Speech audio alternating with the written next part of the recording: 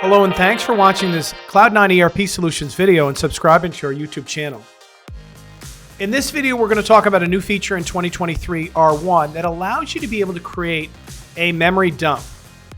And what that does is it takes the current situation, whatever's going on, and it throws it into a file that tech support can evaluate, review, and possibly troubleshoot an issue that's going on at the present time.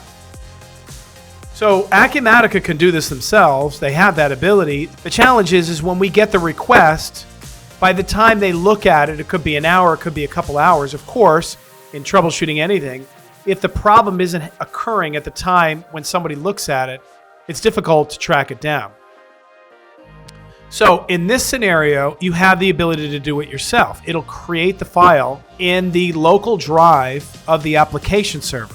Now, if you have an Acumatica SaaS subscription, that's a file that Acumatica can jump right in. They'll be able to get to that application server and see it. If you are privately hosted, you have a PCS or PCP subscription, then it'll show you what directory it's going to create. You can send it over to your partner or directly upload it, depending upon how you're conducting your support. So it's pretty simple. As you're experiencing the issue that you want troubleshooted, you can click over here, you can see the users and the total process time. Maybe it's taking an hour and a half, for example, to run a certain process. But you can click on Create Memory Dump, and you have the ability to do running processes only, which is what's highly recommended. A full memory dump is very, very big, but the running processes is really what we're trying to track down. So you click on that, it'll create it again in the application server folder. In this case, that's our folder.